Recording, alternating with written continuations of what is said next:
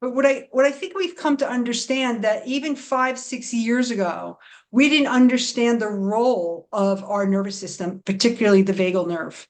Yes. Steve Porges has brought in a new conversation about what we call dysregulation or triggered or activated. These are right when we're up, the system is upset Hmm. or under threat. Perceived threat is as real as a threat to our system, And that's what right? So keeps us locked in, though, right? The it keeps perceive. us locked in. So we can create our own suffering. Yes. Thinking about a situation that occurred and we rethink it, our body thinks it's happening now. It's going to respond and activate the same systems.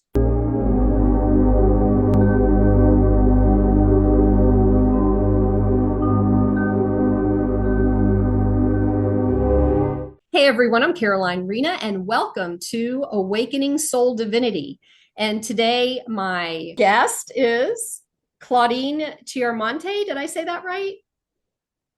Close. Charmante? Mm-hmm. Okay. Okay. Welcome, Claudine. I'm really, really happy Thank you. that you're here, especially with all this kind of stuff going on, craziness going on in the world. And we had a nice little chat before this, so we've decided to kind of shift it a little bit, leaning towards some of the things that are going on to maybe help the viewers understand how to navigate what's happening. So basically, I will start out, I'll ask you some questions, but then I want to kind of lead into how we can maybe help them to walk through this time.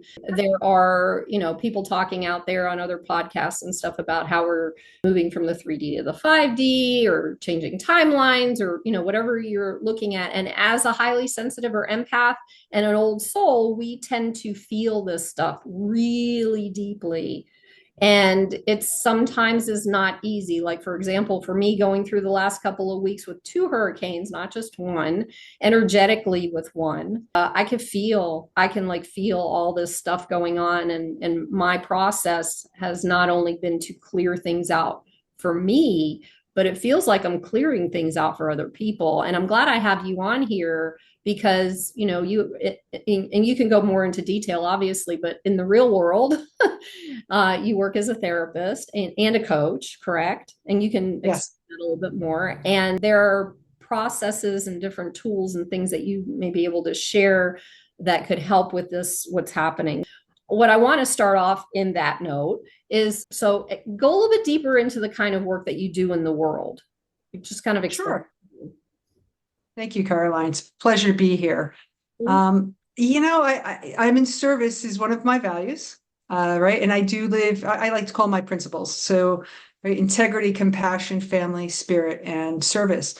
And the way I was called into service was through being a social worker and as an executive. And now I'm retired, but I've always had a private practice. So I started out as a child family therapist with trauma and attachment disorders, children and child welfare. Mm-hmm. And at this time in my life, I'm attracting individuals who are very successful in titles and very unfulfilled in life, meaning they don't have the relationship, the wealth, or their health that they would really like to have. And breaking through self-limiting patterns that they have in their life and maybe healing some childhood wounds, because healing is a lifetime journey.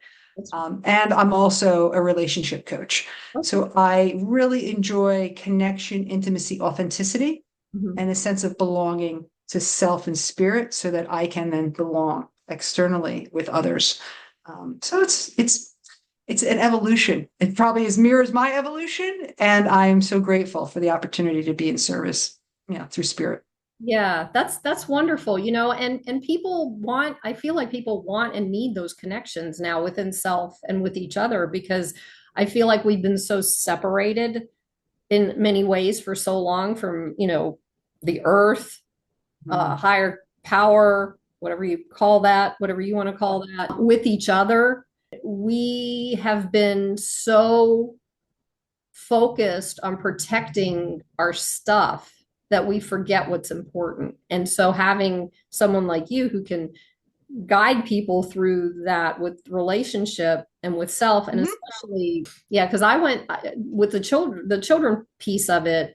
I went through some things myself with my children, and these kids need, I mean, at this time in the world, they're also, in need of guidance, because I don't feel like we're guiding them in a way that is suitable for their makeup, especially the new ones coming in. I don't know if that, when I say that, what I mean is like these new children coming in are so much more aware, but once some of them get like pushed into the society's way of teaching, Yes. they start to lose that connection and they don't understand a lot as much as they did when they came in.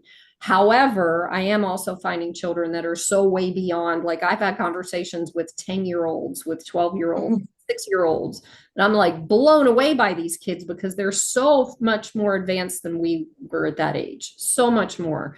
And that piece of it is just totally amazing to me. Do you have anything that you might want to add to what you've experienced with working in that type of environment?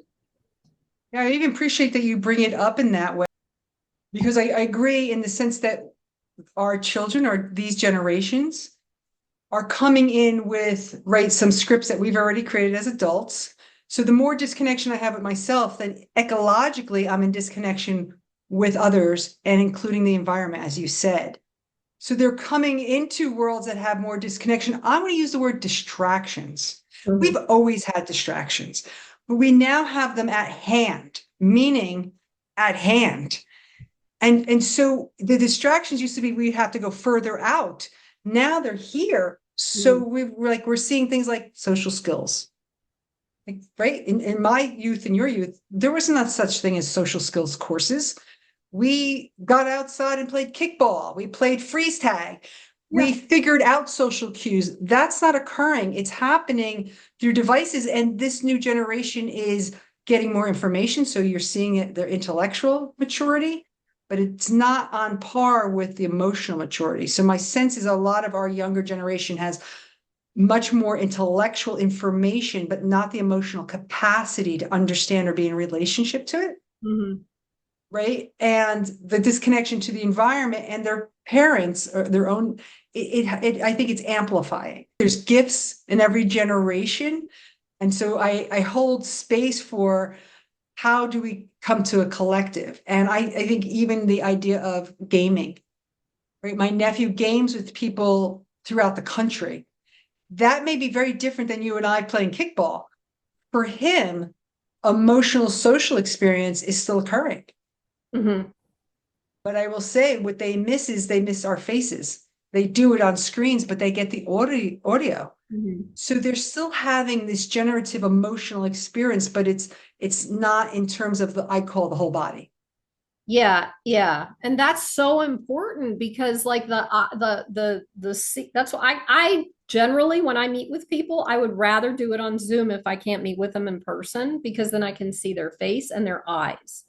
And it's like on Facebook, if people say things because they don't see the other person. If you're looking at someone directly in the face, would you honestly say some of the things that are said on there when you see that person? Like I can see people's souls in their eyes. I remember they've always said the eyes are the window to the soul, right? So when you see the soul, why would you say something like that, whatever, to somebody? Why does it have to be so, disheartening and mean and, all that stuff? But at least there's something, happening. It's just, it's weird for us though, because we're not used to that. We're used to being around people and with people and connecting with people and having relationship to people. And it just doesn't seem like it works that way anymore. And it also feels, and this is an opinion, so or a feeling and an opinion, it feels like the way things are working now that there's almost this undercurrent of intentional disconnection with people, that the more you disconnect people, the less they feel in control of themselves or their lives. And it touches on, what we're being told, for example, in old school media and different variations of what we're being taught, what our kids are being taught in school still, different things like that. We're being taught these things that may not necessarily be true. So where does the sovereignty come in of the human being in order to be in a relationship with somebody else? Because if you don't have that with yourself, then how do you do that? you know That is quite profound. I agree with you. Right. And it looks different. And I think that's the generational invitation here. Mhm. I don't want to be in judgment of the Gen Z who have connection different than mine. And yet, right, my generation had their own social emotional issues. And they're going to have their own unique one. But Mhm. we could see it, right? There's like our wisdom going, but if you only, and right, and I'm sure the generation before us was also kind of going, hello, people, right? So Yeah, and it's what's interesting to me though is that even as we're watching these newer generations come in with what some of the things that they're doing that just don't make any sense to us, and and some of them are just so focused on things that are like, why are they focused on that stuff? What's interesting is it's not like a generalization either, because like I said earlier, there's groups of them that I've met that are like way beyond understanding on where things are going with the universe and what's happening in the universe and what the direction is. And these are the ones that are bringing these gifts into the world that can change the things that we're having problems with right now, or issues with, or challenges. Let's use the word challenges. And they're the ones who are already, I feel, finding ways to alter what's working, what's not working now, into something that's going to work better for our future. So there's those of them also out there. It's not just the ones who are, having these connection, literal connection connectivity issues. Well, the last time that we talked, we were talking about, you brought in that you've done traditional psychotherapy for many years. And we talked about the difference between coaching and traditional psychotherapy. And the reason I'm bringing that up is because for me, I have been in some form or another of psychotherapy for over 30 years.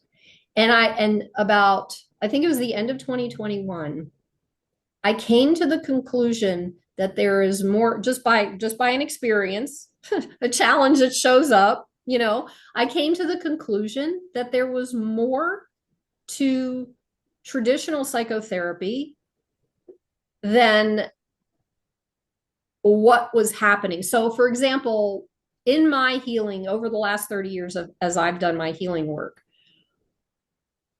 psychotherapy to me gave me an understanding of what was going on in my life, the things that were happening, who I am or could quite possibly be, or why these things was keep happening to me again, all this kind of stuff, right? But it never really took away the angst, the anxiety, the frustrations, the powerfully charged emotions that sure. like literally attacked me in moments. You know what I mean? So, with the traumas that I experienced, I got to the point at the end of 2021 where it was like, okay, now I understand why this is happening, but I'm in the middle of this experience and I'm walking around the room pacing and I'm shaking and I'm doing all this stuff. And when I talk to somebody as a therapist, there's no answers in there. And so what I discovered watching, I observed myself doing this, and I decided, or not just, I decided to start looking into other alternatives to therapy, one being coaching. I've been doing transformational coaching myself for people. But the other piece of it is working into the nervous system, into the soma, into, they're talking about this kind of thing all over the place now. And using coaching, I feel, is a way to get into that space. Because what that did for me was it took away the dissociation that I was going through. It helped teach me how to regulate myself because I was so dysregulated. And for those of you who don't know what any of that stuff means, maybe Claudine can explain that in a, more technical terms, because I don't know exactly the technical stuff. However, my experience was blanking out, not knowing what's going on, trying to escape, crawling into the closet, protection, hiding myself, and then going through these moments where it's like, why am I doing this? And finding out after doing that this is actually something that a mammal is supposed to do. We're supposed to release this energy, but we are taught that this doesn't look right. So we've got to be, So that was a long question for for that, but can you tell me how coaching and like the somatic work and all that stuff probably helps a little bit more from a technical perspective than maybe than the traditional psychotherapy would? Sure. Let's be clear, psychotherapy from Freudian days, and even when I was trained, has advanced. So there is somatic therapies, right? I want to say there's many healing modalities. Yeah. And I think we're seeing therapists and coaches recognize they need different tools than just going, that traditional, you're right. What that's going to do is just have us overthink and overanalyze the hurt, not us feel the hurt. And So recreate the story. yes, to keep the narrative alive, Yes. the pattern alive. Right. And we have modalities, like we do know things like Gestalt therapy really do release psychodrama, things like that. But I will say that coaching has allowed a lot more permission without a license. Right. I can serve in other states besides Florida and New Jersey where I'm licensed. And I have guidelines in ethics. Now I do also as a coach, but the modalities could be used a little bit looser. But I want to just say psychotherapy's come a long way. There's a lot more healing than the tradition. Yes, yes, yes. Same journey. I left psychotherapy, Western psychotherapy, Uh-huh. probably about 15, 20 years ago, and went into Eastern, which was much more sound healing, Reiki, right? Deep tissue massage, and, crystals, ascended masters. And now, I've transitioned to somatic coaching.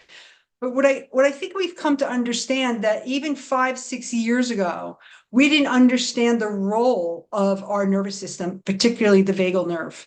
Yes. Steve Porges has brought in a new conversation about what we call dysregulation or triggered or activated. These are right when the system is upset or under threat. Perceived threat is as real as a threat to our system. And that's what keeps us locked in, though, right?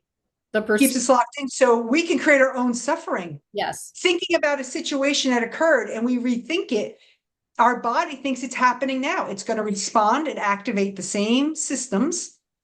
And the polyvagal nerve, so we know where the vagus nerve is. I'm sorry, the vagal nerve is at the bottom of our brainstem, right to our big toes.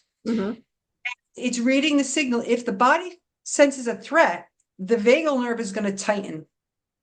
And in that tighten, right, we go offline. We go from our executive functioning or our rational mind to our limbic brain. And in that place, we are in the reactivity. We are in the emotionality, the experience, right? And this is when we see a lot of people go like, what's wrong with you? What's upsetting you? We want to, person's offline and we're flooding them with questions. Right. Versus recognizing, okay, they're dysregulated. They're back in a pattern, an experience. Right? How do we bring them back here? So we have a lot of somatic practices, breath work, centering and grounding, as we did before we started. We each went inward with our breath. We set an intentionality. Right? We can do some tapping in different ways to bring us, right? We a lot of somatic practices, the helicopter arms, the tapping. Oh, and also self hugs. Yep. Bring us. Yeah, that's a big one, or just putting hands on heart. Right. The butterfly, also we can do the bilateral tap. Want to activate the right and the left side when we are to bring us back into regulated state, because when we're dysregulated, we go into fight, flight, or freeze. Also known as dorsal, which is really more freeze energy, where we collapse, we get silent, we don't even have the words or access to words, right? It's a much more depressed, heavy energy.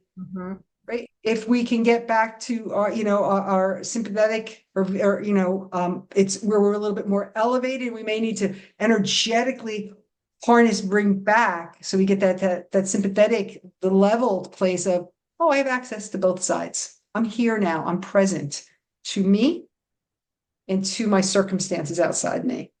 But most of us, when activated, either way, we see in relationships or in reaction to life, right, is we want equilibrium as quickly as possible. We don't want discomfort, and we keep ourselves in that.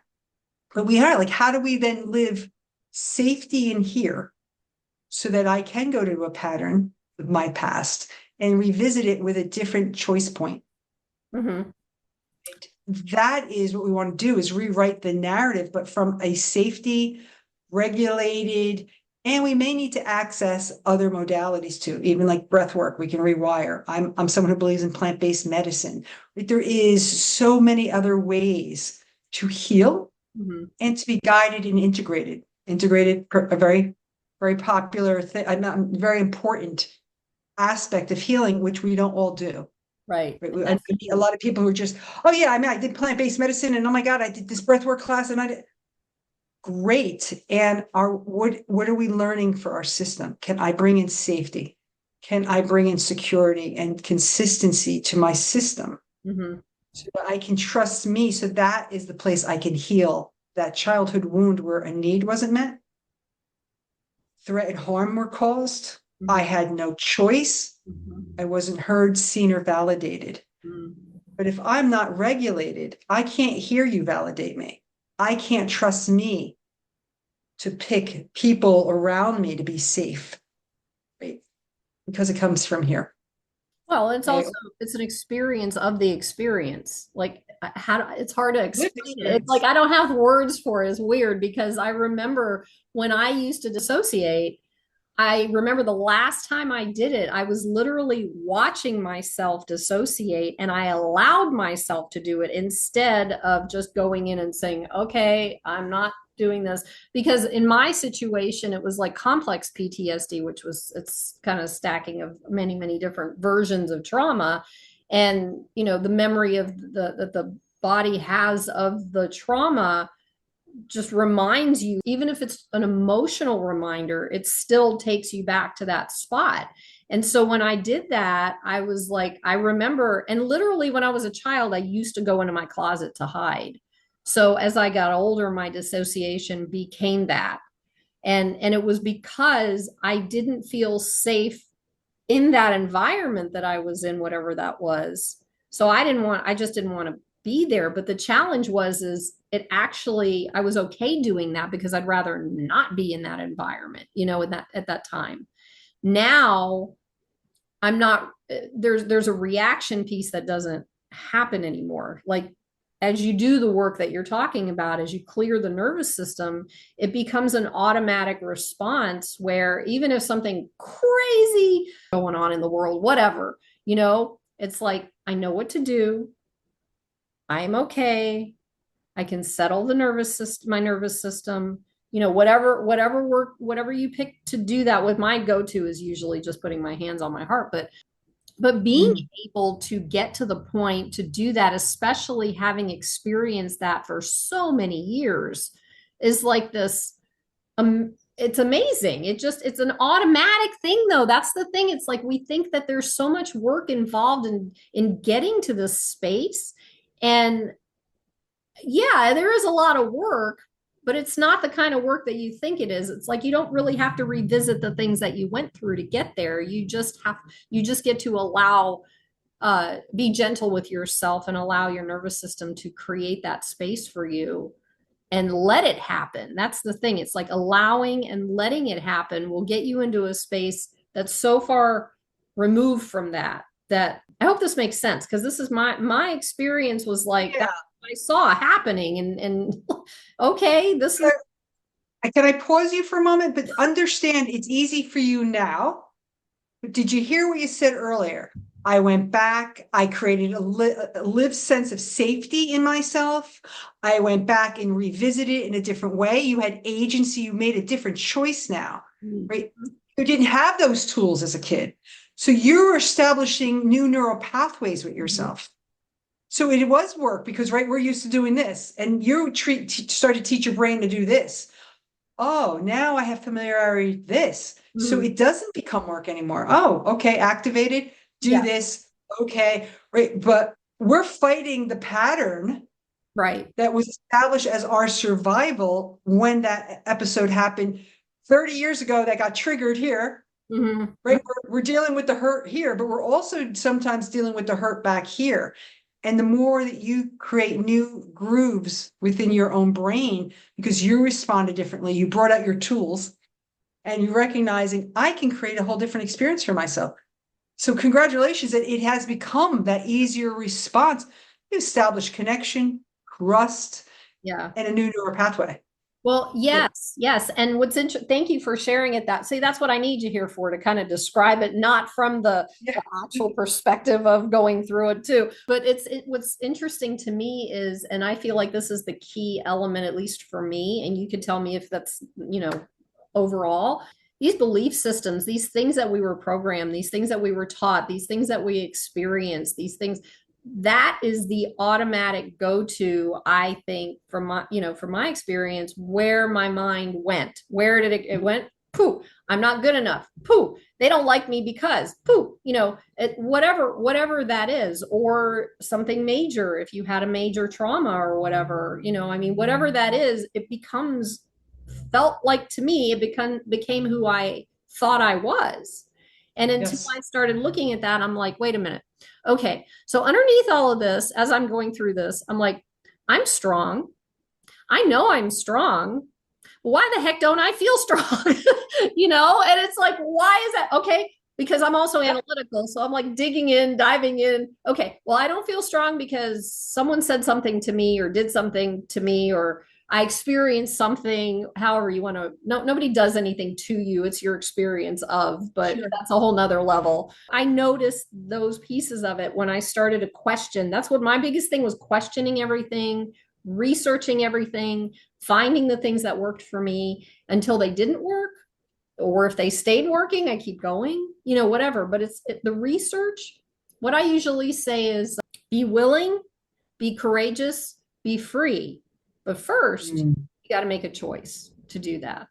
And that choice Voice. involves persistency, consistency, and just, you know, because you are strong enough to do that. And I recognize that about myself. And that was what was so important to me about it. And that's why I get so excited about talking to people like you, because it's like, oh, well, I did do that right, whatever. So it's kind of validation for me. But hey, that's Sure. what I get out of it. I love that you bring choice into it because this is just my assessment. I think most people want to, our training is to go to victim. Mhm. Something's happening to me. They did it to me. We have evidence, right? And if I have to own that I'm the creator of my experience, it's a lot of responsibility. Because when I mess up, well, then I got no one to blame. No, right? Like that is the opportunity. And hear me, I'm not discounting that there is true victim perpetrator relationships. I am not speaking into that. There is serious trauma. I'm talking about when we, from our history, from our thoughts, our patterning and conditioning, create victimhood. I want to see this through the lens of victimhood. Oh, they didn't let me get in, like the cutoff. I could have gotten there. We don't want to recognize as a creator, I chose to sleep longer. I got up late and I didn't get online. Then I have no one to be mad at. It's right, but that's our conditioning in our society. And I even struggle sometimes. Like I'm the creator. Oh Mhm. boy! And then there goes to your word, choice. Yeah. It's about choice. Yeah, yeah, and what's really powerful about all of that is, like, I've even had people, clients of mine, that have gone through heinous, heinous traumas, heinous things that people have done to them, and yet they can even choose to become the powerful creator that they are through that. And that blows me away. That's why I love this work so much, is because when you see that person connect with that, the truth of who they are inside of themselves, and become and bring that out into the world, it doesn't just change their lives, it changes everybody around them. It changes the future. It changes all kinds. It's an energy. It's like, okay, here I am. And now what are you going to do with that? And that, just like, I'm tearing up just thinking about that. It's just like so incredible how that works. And I love watching that happen. Like, it's just one of my things I get excited about. But yeah. So Yeah, I appreciate that. But like I also sense, and like I love going to workshops to see that, or in coaching or in my therapy too. I always will say it's a humble privilege to be someone's witness. yes, yeah. And it is. And I think what you also find with people who can break through severe traumas, any of us in the healing journey, at one point or another, we recognize, when am I going to give up the control that, or the illusion that I have control, and that you and I are separate. Right. We are not trained or raised to be, I'm connected to you as much as you're connected to me, as I am to that tree that's outside my window, to the ocean that's sitting outside we're all one energy. Mm-hmm. And my sense is when people can pull on an energy, a belief system, a power, I'm someone who believes in spirit, when we can invest in something greater than who also is me, mm-hmm. that energy can pull us from that depth of darkness. Mm-hmm. That is the polarity energy that magnetizes, I think, a journey. When we tap into that extraordinary abundance that is available to us, but that is not, like, I was raised Catholic, that is not in the doctrine of what my childhood had.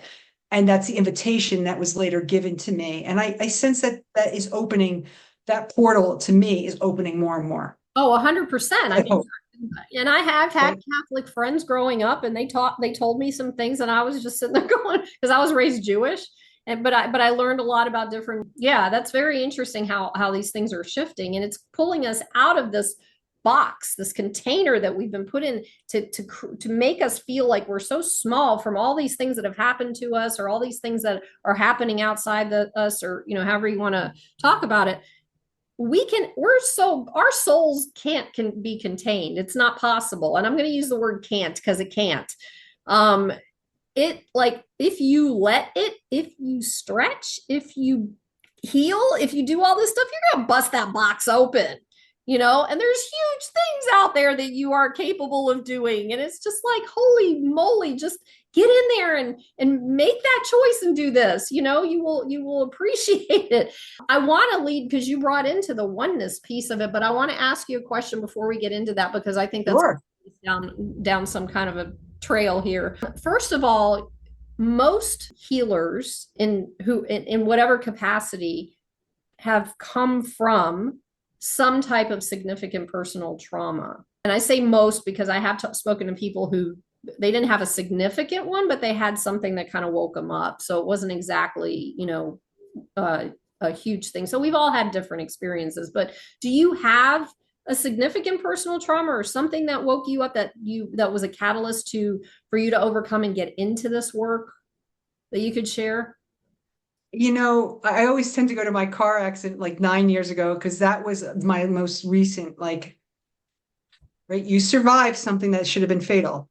Mm-hmm. But I would tell you, when you ask me about what got me into this work, it's much deeper and into my childhood, right? My own sense of being the youngest of 7 children. It was a mixed marriage.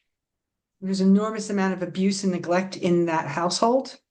There was a neglect of my father, who didn't visit on time or was 3-4 hours late. It was only like a 5-hour visit. So that created stories of my important enough, my worth, my sense of belonging. But the abuse and trauma happened around me. And I have to tell you, I was very saved from the hands-on abuse. Mm-hmm. But what it did to me, witnessing it, the violent yells, the fighting, the blood, was I didn't understand the chaos. I didn't understand when my younger sibling said to me he was being sexually abused. He said he was having sex with our brother. I didn't understand those words. How old were you when that was going on? I was 7. Oh, okay. I was 7, 8. Yeah. I was aware as I got older, and that sibling tried to commit suicide several times. It was like all planting a seed. Like, is no shock. I became a child advocate, right? Like, and then stood and became a child sex abuse therapist. And, my world is adoption, because I didn't feel I belonged to my world, my family.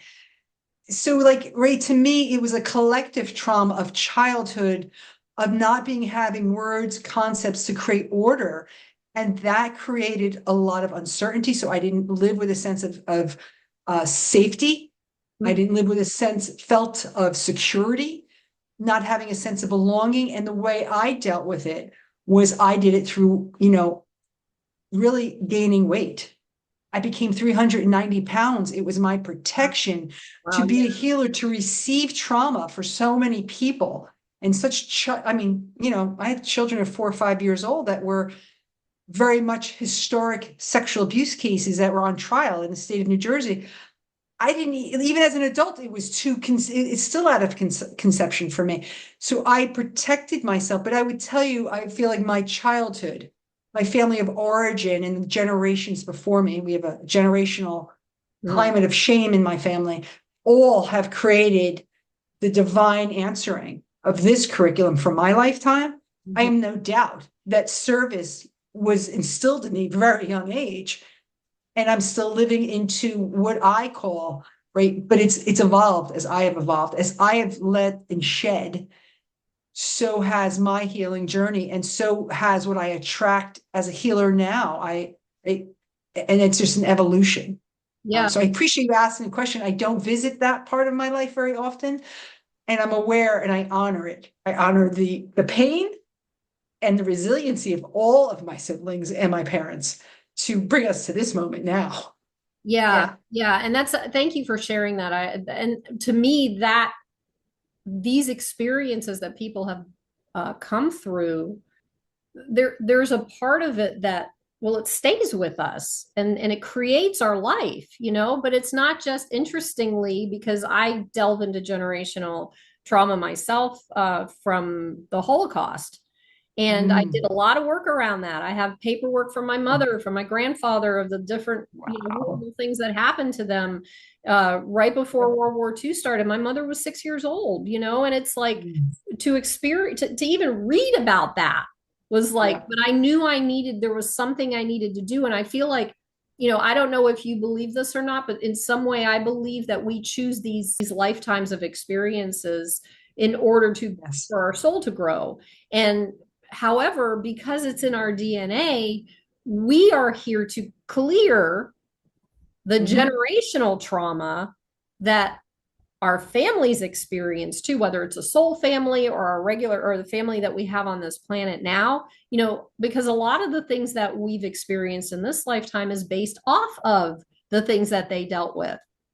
And so being able to release that and clear it and grieve for them, I mean, that's like, there are some people that I've met, including me, whose main thing is to just clear that generational trauma, Yeah. and we're talking, like, I've done research on generational trauma. So interesting. It's like, what I found out was, it doesn't necessarily just go back up the line like this, right? Or back, whatever, however you want to look at it. It can go back 14, well, it'll go back 14 generations, but it could go back to somebody who's like 15 times removed from you, that can show up in your life at the Yeah. present moment. I don't remember the name. I think the name of the book is It Didn't Happen to You, or something like that. Peter, no, that, I don't know. I'll have to add that as a thing in the description, but he's the one who, he's a therapist, and he started doing research on this because of his own experience of the generational stuff. So all these things that were experienced by you, by me, through those generational things, it's in our DNA. It's the things Sure that is. make us strong, and it's the things that broke us, right? It's all in there. So being able to work through all this stuff and clear it and know and have empathy and just to feel for these people who created this and what was going on in their lives for them to become that, to create that, all these things back. So that's why it's interesting to me, because it's like, I love to know what my mother and my grandparents were in Prague when World War II Oh, started. So that's like right in the middle of it, right when all this stuff started happening. 6-year-old mother. sure is. I wonder why she became who she was. Hello. And I was angry with her for 40 years, and I finally did all this work to clear all that stuff out. And the relationship I have just prior to her dying and after is completely different than what I had before that. So it's worth doing that. Mm. You're not afraid to dive into that stuff because it can get pretty interesting. Let's just put it that way. So yeah, so thank you for bringing that up because, and you said not only did you say you were Catholic, did you say you were Irish at one point or so? What was your background? Oh no, No, Italian.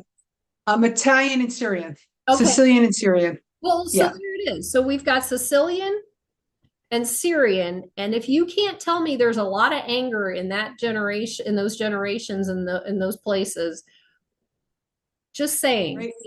and that's And true. yep. And think of how, and I'm not saying I've been a woman or in the female body because I don't believe so. We also think about how those two cultures treat women. Mm. The Mm. stories right, generationally, what is still tolerated in our cultural stories. The Italians have right, mothers are revered as the Madonna. We honor them, but you can have a guma on the side, Mhm. right. It's also the patriarchy too, so that's fun. Exactly. Both cultures are patriarchal, right? Where women are really property. The Arabic culture is you're really held with high expectations, glamorous outside, but subservient inside.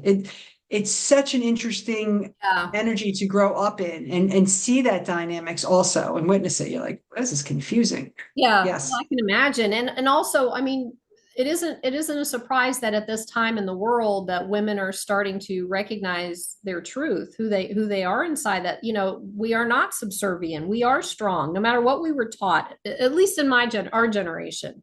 It's like you have to go to work as a secretary, and even the older generations beyond that, like my grandmother even broke through that by being a buyer for Orbex in New York City when she was in God. the 40s. It's like, what? So it's in me, it's in there. It's just I couldn't find it for a while, but that's the thing. Just look for it. It's there. Don't believe the bull crap that you've been fed throughout your lifetime from all of this stuff, because all those curiosity questions like this doesn't make sense no matter what it is. It could be your upbringing, it could be how you believe in religion, it could be how you believe in education, it could be any of this stuff that's going on right now. Question everything because there's lots to question. And now I'm going to ask you a question that I think is important because, and we did touch on this before we got started, with now that we've been talking about all this kind of, it's almost like a buildup to me, but with all these changes now that are coming up on the planet, with weather, we've got, the political changes, we've got all this stuff happening around that. We've got the education, the medical system, the whatever, all these things are shifting. How Sure. do you see what's happening in the world related back to the healing of our nervous system in order for us to create, as we are creators, create the world that we want and kind of move into a different vibration, especially as highly sensitive people and empaths, but anyone, really anyone. But how do you see that? I'd like to answer two different ways. Like, as a creator, we are always living in contrast, right? Polarity, we can call it light and shadow if we want to make some differentiation, yin yang, right? Masculine, feminine. And I think we're creating even our own darkness. So we want to put it out there. We want to come up with ways to blame. It's conspiracy. They created the hurricane. It's victim. It's conspiracy. It keeps us separate. It's fear-based. Yes. So recognize, right, we need the darkness for us to also live in our light. And we are in yet this very light place, but at the same time, I think the darkness has been given permission to come out. Well, it needs to come out. Yes, 100%. It needs to come out. But what we're doing with it is, I think we're weaponizing it versus healing it. Not everybody, but the healers are being called to task because the intensity in our clients and within ourselves has grown. And so are the acts of darkness. Yeah. If you want to call a hurricane an act of darkness, you want to call, families that are arguing over political things, like that has already been in existence. It's calling it forth. It wasn't like, oh my God, now that we have these two candidates, now I have, no, these views and values have been there. Well, It's they now talk like, about it at every election. I don't understand why it's exactly. any different now. It's just a little weirder now. And we're marking during a time of some natural catastrophes. Mm. And so I think recognizing if the darkness is coming out, then how am I contributing? But the way I can contribute to heal is I have to take care of myself. Mm-hmm. So that goes to your second, the second part of this question is, so how do I, as a healer or an empath, deal with it when I can feel the vibrations of the full moon? I can feel the pain of the displaced people on the west coast of Florida, the grief of those in North Carolina. Right. One, we could certainly help by on a human level. Do we fundraise? Do we go out there? Do we collect, I don't know, adult diapers? I'm thinking of that because a friend of mine's doing that work in North Carolina right now.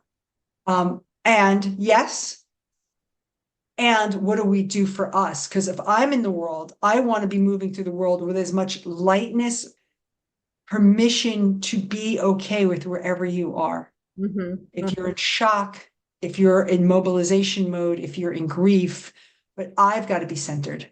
So we need to take care of our nervous system to be out there. It's not just like, yeah, let's go fundraise. Yeah, Great that can only energy. last so But if long. We know that. exactly, like, are we attending to ourselves so we can be in this long haul? This is not an episode and an incident.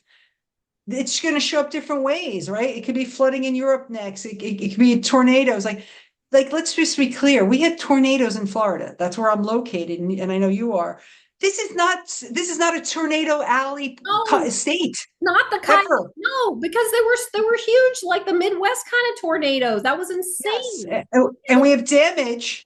We have we have damage. So we got to energetically recognize that it's going to be coming up in different ways that we don't have control over.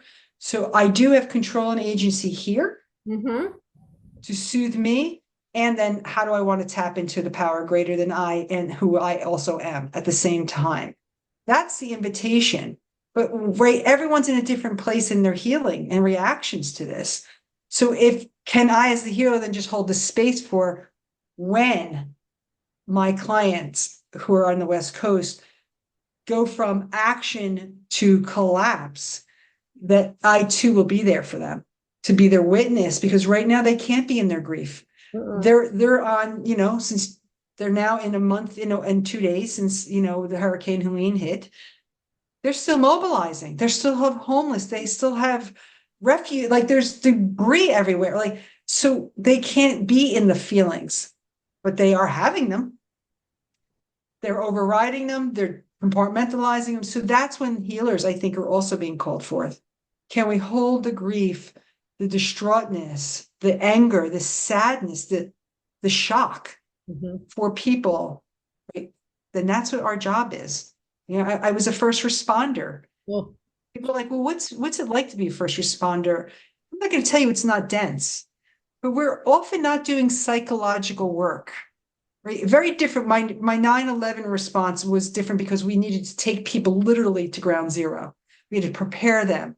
We had to be with their emotionality. But the typical first responder is we're mobilizing people to just get to current functioning because they're in shock. Okay, so did you eat today? Have you slept? Oh, you need food. Okay, then we can get you somewhere to stay tonight. We're really taking care of people in their immediacy. On some level, we're doing that energetically and psychological right now. We're meeting them in their immediacy, knowing what's coming. So can we be that space? But man, we need to be here for us first. yeah, so can you give some examples of different ways that as empaths and highly sensitive people, how we can use or a couple of tools or a couple of ways to be able to sit, like for me, maybe take a bath or allow the grief to come through that's coming through instead of blocking it, because if you block it, I feel like as an empath, if you block it, then it's going to cause you more pain than it would if you just cry, if you just let it out. Are there any other suggestions you could give that would help people to release this and get so they can get through and build their resiliency into becoming who they need to be for the future? Sure. I like how you started, like you've got to allow.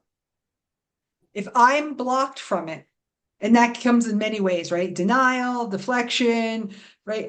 Distracted, then I'm not going to allow myself to really be the space for that. So once we allow, I think we all have our own magical ways. In therapy, I often call it the toolbox again. For what that is. So for me, I'm very water and earthbound. So I have been spending a lot more time literally in grass, under trees, allowing Mother Earth to also carry me so that I can carry other, right? Mother Earth is a great example of giving and receiving. The Yes. yin and the yang of Mother Earth, right? Where gives forth abundance and fruit and trees and grass and creatures, and also can receive and hold. So, right, I may have the wisdom of the water. Like I said, it's for me, it's right here in front of me. Right. It could be my own rituals of lighting that candle, setting intentions. Am I having time to be with my breath? Am I in connection with spirit, whatever way that looks for me, right? We all have our ways. Or it could be that I need to move my body and dance. Because if that is how I can allow it to move through me, there's no right way. Right. It's the allowing and choice to just move it, be with it. And it also could be stillness. It could also be in meditation and prayer. Again, no right way, but what we're doing is we're intentionally giving ourselves sense self of safety, presence, right? Security. And we're allowing our vagal nerve and our system to be in harmony so that I can be a greater space for the collective that is in disharmony, right? We have great disharmony here in Florida right now. And we have the potential to hold our brothers and sisters as they go through this, and our animals, our pets too, have been under lots of stress. So I think that's it. Is like, are we going to still and be present to what is at hand? And be okay with it, because a lot of people, it comes in and it's like this literal wave of overwhelmment when it comes in, and it's like, what do I do? I'm having a hard enough time still figuring out my divorce, or whatever. It's like, now I got to do this. Are you kidding me? I've got a friend of mine who's working on a divorce and selling her house and doing all that stuff now at the same time. It's like me being able to even hold space for her as she's holding space for me, finding your tribe, finding your people, finding the people that can support that experience. So we're not doing this by ourselves, because I'm telling you right now, what I learned from opening that group up, that when I did it, was like, there is so much power in that group, but it created itself as I created myself. I guess because I was the holder of the group. I'm not 100% sure what that, but when I first did it, I did it out of desperation. So I attracted all these desperate people in there who were victims, who were trying to figure things out. Oh my gosh, I finally found a space out, and all these horrible things are happening to me and all this stuff. And I'm like, what the heck? Okay, I get it. I know, I've been there, right? And then it mutated into a space of it was almost like a marriage for me for a couple of months. I was in this marriage with this group, and I watched that I was the one that was trying to hold it up, like I do with everything in my life. I've always been that. Here, I'm going to hold you until I get so tired I'm going to fall on my face, right? And I started to recognize that, to the point where I had a headache for 3 months. In that note, that I switched things around. And when I switched it, I actually closed it down from a public group to a private group.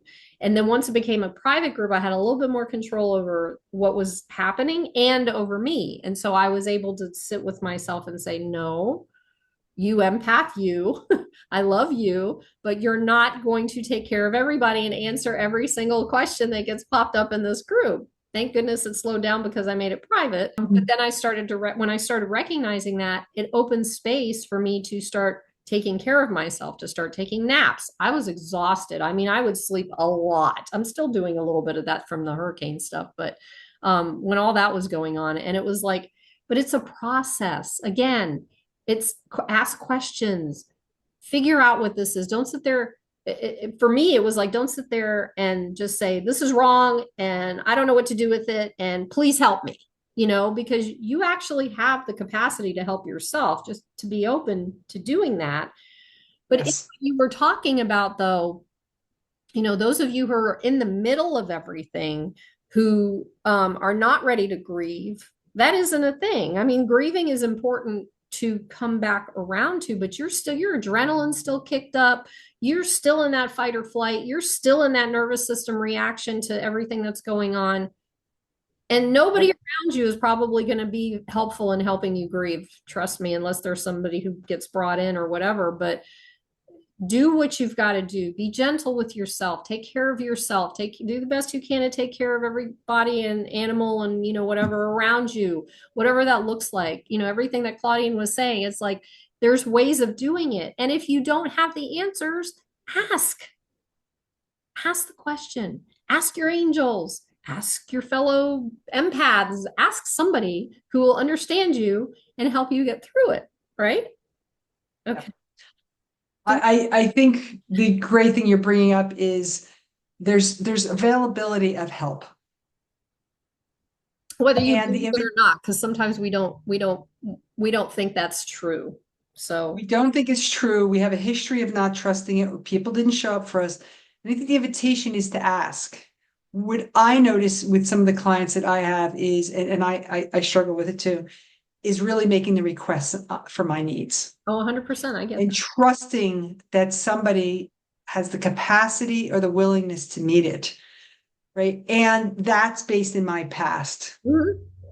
I get that. Right. And I attract that pattern in my life to secure, like, see, and the reality is that's a pattern. It's not truth. I live as if it's been true.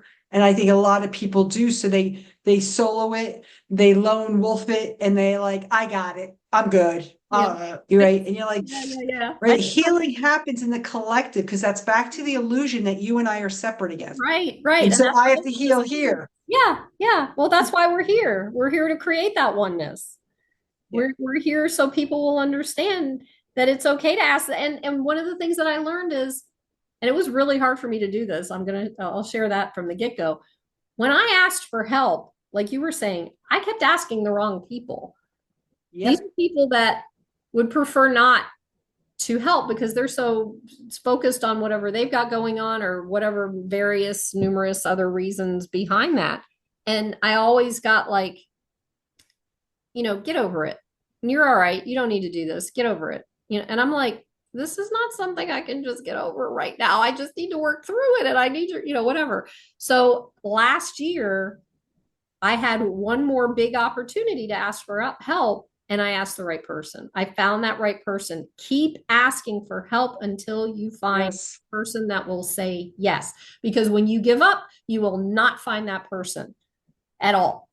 So that was one of the biggest lessons that I've learned over the last 8 years of my life, going through, this dark nights, months, years of the soul over the past 8 years. And I'm like, ask, ask, ask. Don't stop. That's the biggest thing I can say right now. So is there anything else that you want to kind of wrap this part up with? I've got some questions I want to ask. I appreciate that you say that. I'm going to go just stress that enough is ask because you're worthy of it. Oh, that's big. Right. So if you want to believe in the story, and I say this to in my intakes, I've been doing this for 30 years. And we have a core belief that we believe I've lived with, I'm disgusting and I'm not good enough. When I am in that energy, I am victim. Mm-hmm. When I am in the energy, I am divinity. I am an effing powerful creator. Watch out. Yeah. So when we ask from worth, because that's when I'm in my divinity, it's my worth. It's amazing that you will attract the right people. You will have your needs met, even beyond your imagination. But right, if long as we hold on to our victim narrative and it's wiring, it's our brain is there, right? Then we keep getting the same result. But recognize the result is not because you're a victim. It's because you haven't stepped into your power and your worth. Mm-hmm. That's what I'll say there. Believe that you can do that as well. Yeah, because it is there. Well, change your beliefs. Change those You beliefs. change your life. I think there's a good book. Change your thoughts and change your life. I Something think like Ray that. Yeah, Dreyer. there's all kinds of stuff out there like that. So, okay, so Yeah. here are the questions I want to ask you. I love these. I love hearing the answers from people when I ask this. What does awakening mean to you at this time on the planet? Oh my gosh. My shock is I just went to a conference called Awaken. Um, Awakening on the planet is exactly the conversation you and I are having. It's awakening to our role and as a creator. And if I'm awakened to that, then my relationship to the environment, I am not throwing a piece of paper out because I've just desecrated Mother Earth, which I'm connected to. So awakening is our consciousness that everything is connected, and then we're going to treat it the way we get to treat ourselves, that we treat others. And I say to people, if you can't get in line with what that looks like, talk to your 5-year-old, Mm, talk to your pet, how you honor others. If we can't do it for ourselves, and honor a younger version. If you have a child in your life, how, right? Would you would you talk the way you sometimes talk to yourself or people? Would you throw trash out? So to me, awakening is this life is a gift. There's reverence here, and we can honor it in ourselves and others. And that consciousness also plugs us into the Almighty, the great, the power, the source. That's what awakening to me is. oh, wow. I love that. So you got some good stuff from this course, huh? Or is that yours? Was that yours? No, that's mine. But I would That's say yours. what I would say about awakening Yeah. was my brother and I went together. We often went, wow, this is a beautiful reminder. Yeah. It's a beautiful reminder of what is. And right, I too can get lost in the trap of my victimhood. And it was like, oh, that's right. So I, yes, and I don't want to take anything away. It's a great course. oh, yeah. Okay. That's good. I love that. I love that. And it leads into this one. What is soul divinity to you? Oh, I've never had that one asked of me. Wow. Soul divinity. This is where I am in my evolution. I'll just answer it. And your group, by the way, is a beautiful reflection of your evolution. Hmm. Yeah. I now recognize soul divinity it's two parts, but it's one. So I'm going to just say it's separate for a moment, but it's illusionary. Divinity and spirit is that collective mass of energy. My expression of it is my soul, Hmm. right? We are the ocean and I am the drop. So it's not that they're two separate things. It's my unique expression of that divinity Yeah. in Claudine's body. Mhm. This skin, as Ram Dass would say, this is my skin suit for this curriculum. But it's just my expression of my divinity on earth in the human form. But my expression of divinity is of all. Hmm. It's of you, and it's of me, it's that tree, it's that ocean. That's how I have it at this point in my evolution. Wow. Good Mm. grief. I guess I picked some good questions because these are great answers. Okay. All right. So the next question is, what is God or source? You, Hmm. me, Hmm. the water and the tree. Um, I think there's many names and there's many mysteries around this. I've often looked at my friends and went, what happens if we got it all wrong? Is this a human concept to make us feel better about this human life? That's probably where my questioning of the Catholic Church came in. Like, this Bible thing, is this real? And it could all be. It could all be. And that too is the illusion of our separation. Even that thinking on a 3D level. I just see it as the energy that we're all tapped into. There's energy in the tiny bug. There's a heartbeat. There's DNA. There's DNA in the leaves of my plants over there. That's alive. Hmm. To me, creator and source is the aliveness, is the energetic frequency of all of us. And us is not just human. All of us collectively have a frequency, and that's the vibration of the all to me. Wow. Oh, God. Mm. Okay. You're doing good. These answers. Let me catch my breath. Hold on. Okay. What is unconditional love mean to you? Mike. So here's funny, my human brain, I'm just going to, I'm going to be Whatever you got. honest. Yep. Human brain goes, it's a concept we created. Mm. On a 3D level, we have conditions. Love doesn't have conditions. Hear me. Love has no conditions. Just like your last question, love is a frequency. It's an energy. We as humans have created the concepts behind love. People will say respect and honoring and truthfulness. And I'm not disagreeing with any of those. Vulnerability, authenticity. They're concepts that we've created to describe an energy. So I don't think there's any, so really, there's no conditions on love.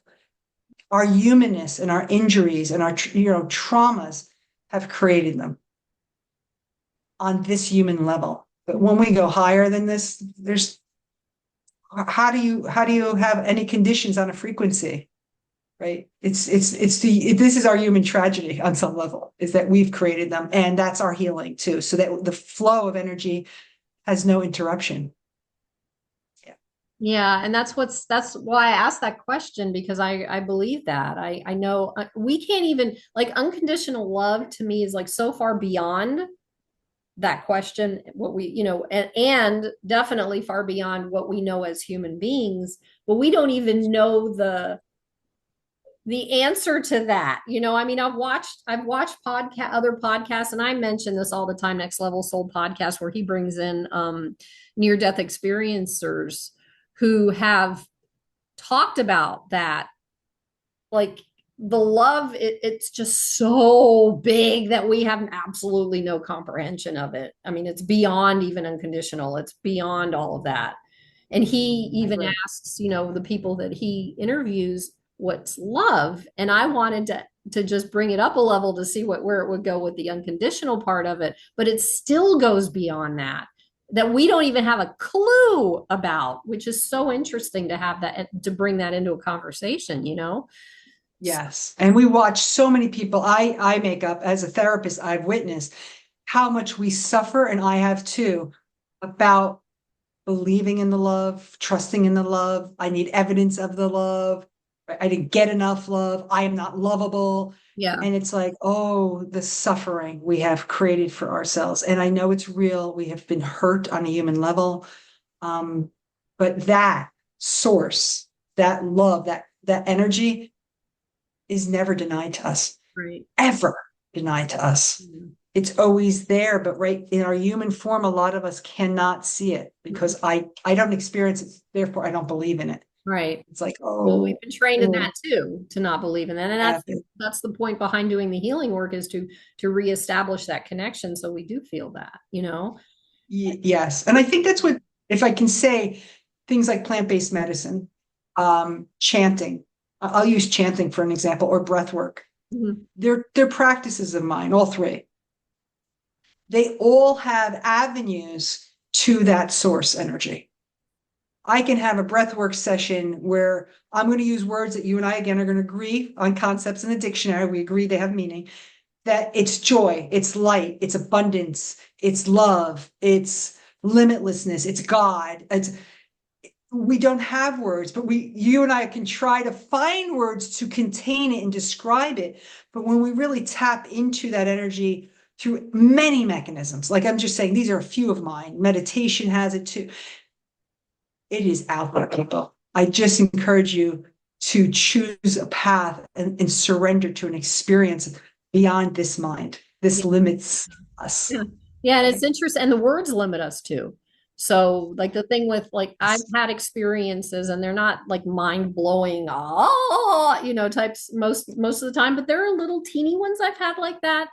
And there's no describing it. There are no words for those types of things. I don't know how to explain it. It's like, okay, there it is. How do I say, So that's an important piece of that, and how big it is. That's how big it is. Yep. That's why we're doing what we're doing on this planet now, whatever the gifts are and everything, to reconnect all that stuff into oneness, even though we're already in oneness. We just get to believe that we're there. and create that for ourselves with other people so we know and animals and the planet and all the rest of that stuff. That was the last thing. The other thing I wanted to ask you was how can people get in touch with you if they want to learn more about what you're doing? Sure. Really easy. I am Claudine is my website. I am Claudine. Claudine. Okay. My first name, I am Claudine.com, Okay. is one of the best ways. My first and last name is my Instagram handle as well as Facebook. I have a retreat coming up in 2025. It's going to be, healing over our lifetime. Start with inner child. We'll also explore when we start to differentiate our parents and create our own sexual identity. So that's our adolescent, the early 20s. Mhm. And then we'll move into our sovereignty, and that will be through some of it is our erotic life and tantra. And tantra, by the way, is about presence and breath. It's not how we have westernized it about sex. Mhm. So really the opportunity to have some breath sessions, experiential, exercises, and it'll probably be here in Florida, in Plantation, Florida. And, I do coaching and psychotherapy throughout the country at this particular time. Okay. Okay. And as far as the retreat goes, when are you going to start putting information out about that? So I'll have a I event. would say probably in January. We're prepared. We have picked the location, materials ready. It's still calling forth the crowd. We've declared 14 people. We already have people signed up. So we're excited about it. And the we, by the way, is my brother Mark, who, right, I've had the gift of having a witness of my journey as I have witnessed his. So we both are healers. We've both been on the healing journey since our teenage. And what I think is powerful when we have a witness, Mark and I often use this description. We were in World War I, we used foxholes, Mhm. as we protected ourselves in a hole. We've both shot each other at the cost of our own survival in our childhood. We have both harmed each other.